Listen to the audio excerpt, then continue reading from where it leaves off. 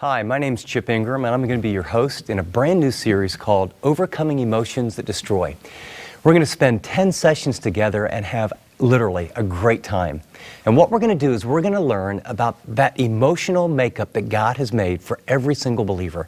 And sometimes as Christians, when we talk about emotions, we get a little nervous. We're not very comfortable with our emotions.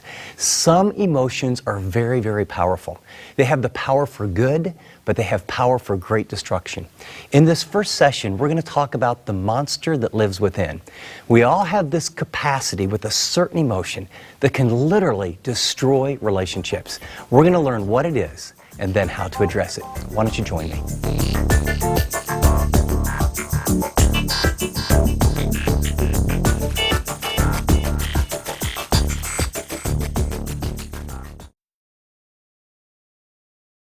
Part one, we want to talk about understanding the monster within. Listen carefully.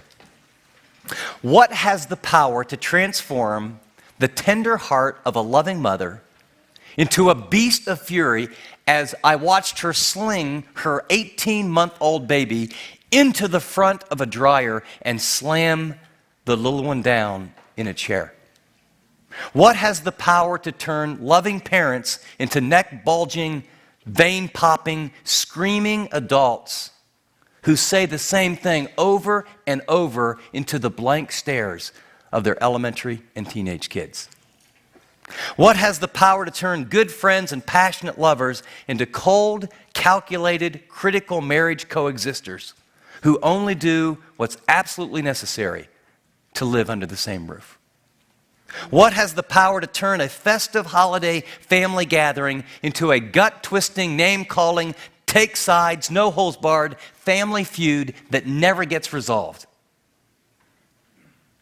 And Thanksgiving is always a point of contention from that day ever after.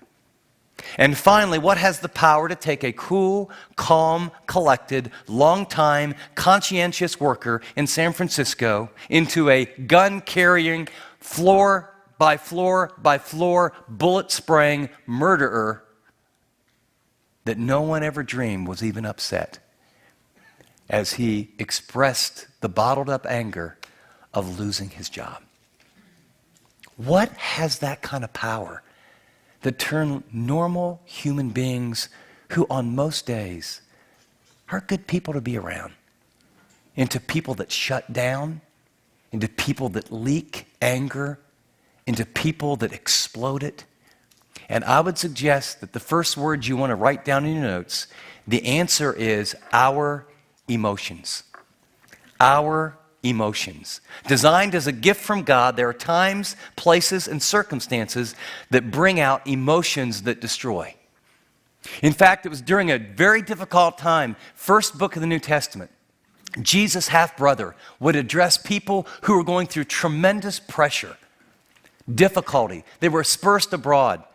They believed in the Messiah. As a result, many of them lost their homes. They were cut out of the family business. They were persecuted. And so James would say, after considering it all joy, in chapter 1, verse 19, "My dear brothers, take note of this. Everyone should be quick to listen, slow to speak, and slow to become angry." And then he gives us the purpose clause. Why?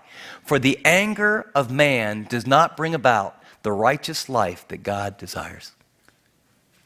That single verse launched a series in my life called Overcoming Emotions That Destroy. The anger of man, when I'm frustrated, when I'm wounded, when there's an unmet need, when someone ticks me off, when someone cuts in front of me in traffic, when I don't have enough money, when God doesn't come through, when my expectations aren't fulfilled, emotions begin to bottle up and we get angry. And we express it in very, very different ways that we'll look at. And the great majority of people don't even know they're angry. And we're going to talk about anger and how to deal with it. We're going to talk about the shame and the guilt and the other emotions, that those angry feelings that every human being has that are normal. But they ruin relationships if you don't identify what they are, how to deal with them, and then how to turn that in a way where God can work in your heart instead of us spewing or stuffing or leaking out our anger in ways that destroy our relationship with God and others. Under pressure, we are all prone to blow a fuse or burn the house down. This was written to people under pressure. Some people are prone under pressure, financial pressure, relational pressure, screaming kids.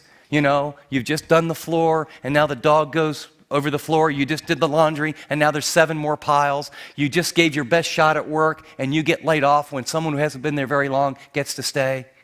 You just give a big gift by faith, and then you find out that 40% of your net income goes down the drain in about 3 or 4 months.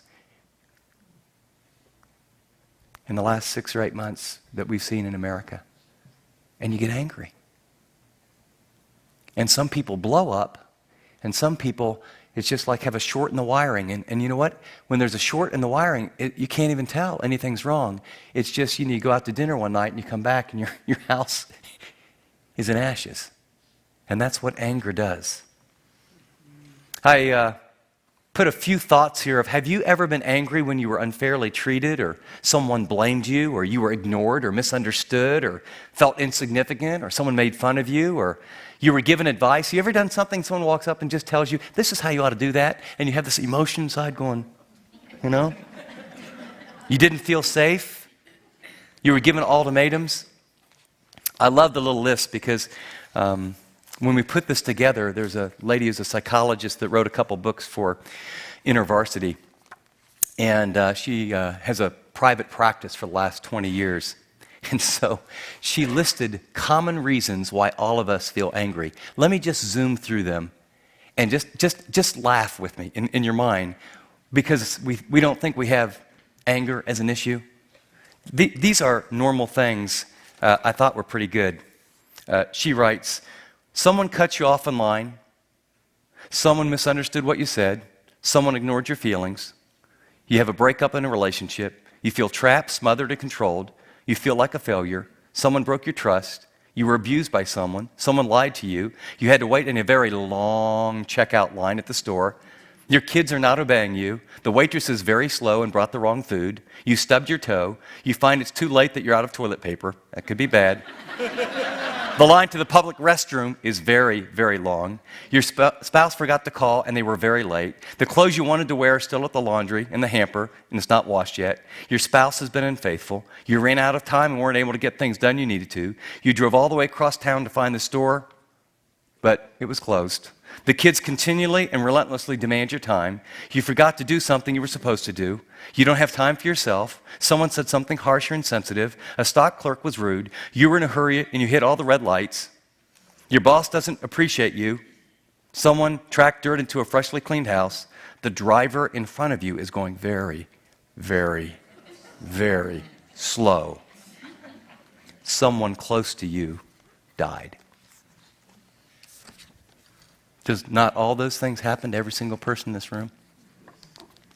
My point is, anger is not a good emotion or a bad emotion. Let's get God's perspective. What exactly is anger? Define it. Anger is neither good nor bad. It is a charged, morally neutral, emotional response of protective preservation. When you're angry, it's a not good or bad. It is a God-given, emotionally charged response designed to protect someone or something. Let me give you a couple examples of how anger can be very, very positive. It can be a healthy emotional response that motivates us to correct attitudes, behaviors, or injustices that we perceive to be wrong. Listen to this verse. I'm going to spend a whole session on this verse. More than anything else, I want to do an overview and get us on the same page. Listen to the Apostle Paul. He says, in your anger, do not sin. Do not let the sun go down on your anger, and do not give the devil a foothold. It's a good translation. If you look at that in the original text, it's very interesting. First of all, it's an imperative. It's a command. And the word order goes something like this. Be angry. Command. In other words, you get angry. Don't sin. Don't let the sun go down on your anger. Many of us have been taught that anytime you're angry, you've done something wrong. The Bible commands you to be angry. I'll make the case that many of us are not nearly angry enough at all at the things that we ought to be angry about. When we get angry, amazing positive things happen. Many years ago, Teresa and I were starting out. We had small kids, we had laundry, but we couldn't afford a washer and a dryer. And so I was at the laundromat. You know, you shove quarters in those things, it never gets dry. I think it's a satanic cult that makes these dryers someplace. And so, you know, I'm sitting there and I said, honey, you go home, I'll do it. And so I'm sitting, you know, and you know how laundromats are sometimes, like very unattractive, dirty, linoleum floor. And so I'm there trying to get these things dried, and a lady comes in and she's got about an 18-month-old, and she looks pretty unkept, a little bit rough and like in a bad mood. And a series of events occurred, and the little kid just went around to look at something, and she went ballistic, went over, grabbed that kid's hand, and literally slammed it into the dryer. And that kid, and then took him and then started screaming. And I got up. I was a pastor of this small church in Texas at the time, and I came this close to hitting a lady in the mouth and not feeling guilty at all. I mean, I got up, I got in her face, I said, ma'am, let me tell you something. You touch that child again, so help me God. And I'm a pastor. I will knock your lights out. And I'm not sure that was the right thing to do, but it seemed like the right thing at the time. And then what are you going to do? And sometimes things happen, they bother you. I couldn't get over this one. Couldn't sleep that night. Next day, I couldn't get over it. I thought, and then it was, I need to do something. Where's that kid and what's going on? And then I just realized, I did some research. And so I went down to I go to a government building. They send me here, to send me here, to send me here, to send me here. So I end up in the child welfare department. And I find out in our town, it's a really big problem. And they don't have enough foster parents. And we got all kind of kids that just because of sort of where we were and how it was, really bad situation. And I said, well, what's anybody doing about it? Well, we have a committee. I mean, this is a town of 4,000. Things are not running real well. Can you just kind of picture what the committees are like? All right, Bob, let's bring this meeting to order. Okay, Ethel, and a lot of kids, I mean, it was unbelievable. So I go to a meeting. And, this is so classic. So I went to my first child welfare board meeting thinking, one, what's going on here? I found out the extent of the problem, and I left the chairman. That was weird. It was kind of like, well, what about this? What about this? What about? Well, you don't know. Are you interested? Yeah. So literally, one by one, I purposefully found some committed Christians, and we filled that board because I got mad. I couldn't sleep at night with the images of that little kid, and I wondered how many little kids are like that. And I got so angry I couldn't sleep, and the stomach acid in my gut, and I thought, I got to do something, I don't know what. And what I can tell you is because I got angry, we ended up partnering with all the churches in that little community, and we took turns every Sunday talking about what size clothes we need, what families, how many kids, and each church took a turn. And then we began to take care of these kids. And then we raised some money, put some things together, and we built a home from the Child Welfare Board. And we put it right next to that government building. And we created a safe place for those kids. Because one guy saw a little kid slammed into a dryer and got mad. Anger's not a bad thing. Jesus got angry at the money changers, and he did something. Moses got angry when he saw the people sin, and he did something. David got angry, and he said, what in the world's going on? Who is that big, uncircumcised giant talking about my God that way? And he got angry, and he did something. I want to suggest to you, anger can be a very positive emotion. What makes you angry? When's the last time you got so ticked off about injustice or something wrong that you said, you know what, I'm going to do something about it? See, but if you unconsciously believe that when you're angry, that must be like sin, you will undermine the very emotion God gave you for him to move you to do something significant. We were in Chicago at a pastor's conference, and Moody Bible does it's called Primetime America, and during the lunch hour across the nation, they have a call-in, and we were talking about overcoming emotions that destroy and talking about the book, and a guy called in, he goes, well, I don't know what to do with my emotions, and basically he tells the story, and he says, well, my wife's having an affair, and I found out about it, and I'm angry, and his assumption was, that's a bad thing. And he said, I confronted her, and she won't break off the relationship, and I just don't know what to do. What do I do with these emotions? I'm really upset, and I know that can't be pleasing God. I said, dude, you ought to be really angry. I mean, really mad, and you ought to set some clear boundaries, and you ought to confront the situation, and since you both go to church and you both claim to be Christians, you need to get your church involved and set some boundaries, and your anger ought to have these kind of set of principles and rules to help her learn to repent. Doesn't mean you don't love her, but he was playing a game where she kept doing whatever, and I guess I'm the bad guy because I'm angry because my wife is unfaithful to me? Give me a break. That's not only bad theology, that's not helping her. However, anger is not only a positive emotion, but it can be, if unchecked, it can have amazing negative consequences and pitfalls. It can be an unhealthy and destructive emotional response to protect us from real or perceived hurt, frustration, or personal attack. You go through and you listen to the smartest man who's ever lived, the wisest man who's ever lived, and he talks about the issue of anger. Proverbs 19:19. A hot-tempered man must pay the penalty. If you rescue him, you will have to do it again. When people learn to deal with their anger in unhealthy ways, it becomes a pattern. It becomes ingrained. Notice what he says in Proverbs 22:24. Do not make friends with a hot-tempered man.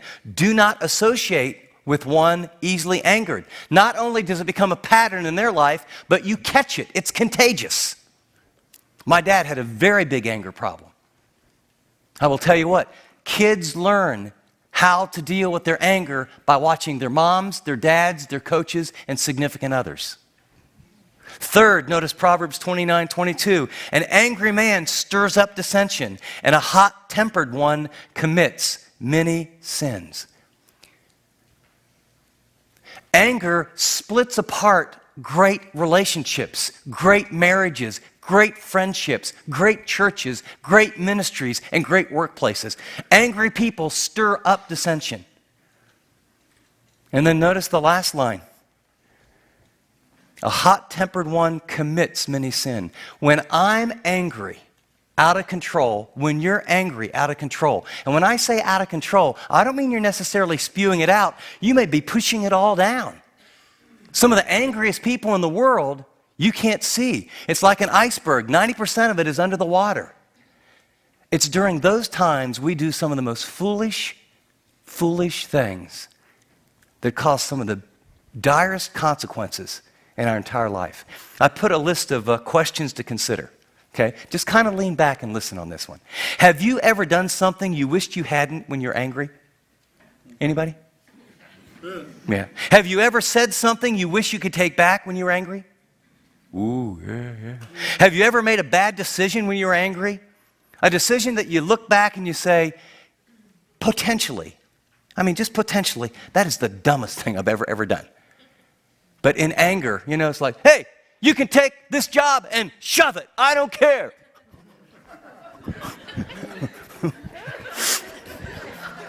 Then you go home, tell your wife or your husband, what happened? I quit my job today. Now I'm not getting treated like that anymore. Great. So how are we going to pay the bills? I don't know. So you got another job? No, I don't have another job. What were you thinking? Well, I just got tired of the way he's treating me. Okay.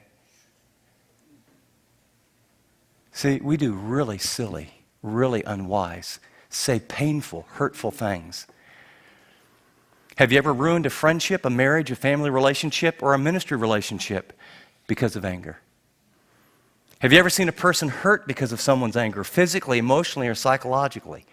My point I'm trying to make is, without exception, we all struggle with angry feelings at times, and those angry feelings have done more than their share of damage in our relationships with other people. And if you're like me, you nodded, or I liked in this room, you actually verbalized that you have done some really stupid, foolish, painful things when you're angry. Here's what I want to tell you. Tonight, we just want to get on the same page, and there's hope. Let me give you a little overview of where we're going to go and what we're going to do, and there is hope to deal. We're going to help you understand your anger from God's perspective. We're going to help you discover how you tend to express your anger. We're going to help you know when it's healthy, when it's unhealthy. We're going to help you discover what is God's purpose for anger, the positive, and how to deal with the negative. You're going to learn some very specific techniques to learn to share your anger in a healthy way that gets the issue on the table without attacking the person.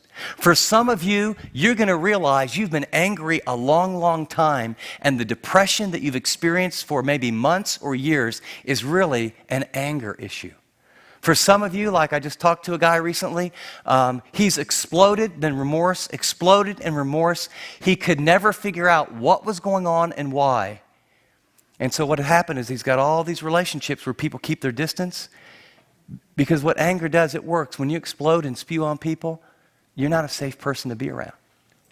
And you can come back in tears and tell them how sorry you are, and they keep giving you another chance and another chance. And I've met elders in churches. I've met people that everyone looks up to with such esteem, and they're godly here, godly here, godly here, godly here, godly here, and they've got this little window of unresolved anger, and it's a besetting sin, and they don't understand why, and they don't understand how to change.